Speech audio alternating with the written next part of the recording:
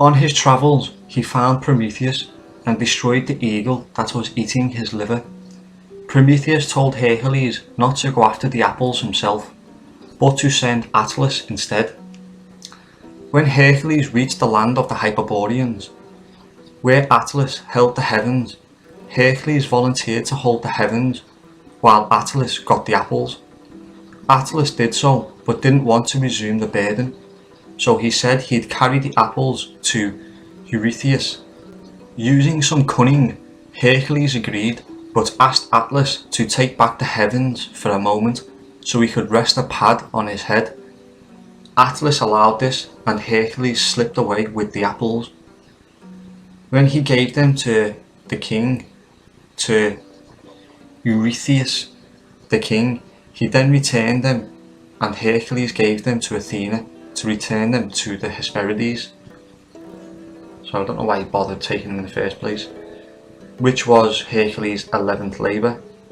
Now, the reason why I mention the apples there is because, get on this, you're not going to believe this. This labour or quest was, as just stated, to take the apples from the Hesperides. The Greek pronunciation Hesperides are the nymphs of evening and golden light of sunsets, who were living daughters of the evening or nymphs of the west. So I was like, there's a lot of references to the west here. So I've done a little digging. The Hesperides lived in a faraway garden on the outer edge of the known world, in which grew trees which bore golden apples. As we have discussed, the potential of Britain being the area to which Hercules stole Hesiod, given its locality to East Anglia and to the lands under the domain of Hercules and other parallels. So what I'm saying there is, if Hercules owned Italy, Spain and France, then why wouldn't he go into Britain, to Troy? Why would he be king of all these lands and sail all the way across the Aegean, all the way along the Mediterranean, all the way up the Aegean into the Dardanelles to Hissarlik? That makes absolutely no sense. That is one epic voyage when, as you can see here, the locality of Britain and this, I've called them the Atlanteans as a joke in the past, but the Atlantic Celts, this Atlantic region, he seems to have a lot of influence, and the locality would make a lot more sense.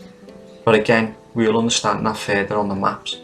The name Hesperides sounded etymologically similar to Hebrides of Scotland, and after a snoop on Google, I found a lone apple tree on an uninhabited Hebridean island, which apparently could date back a whopping 11,000 years.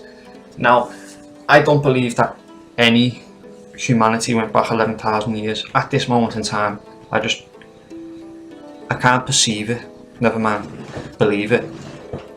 But look at that, I was looking into the Hesperides, so I thought, well, if they lived on an island, check some of the islands around Britain, you know.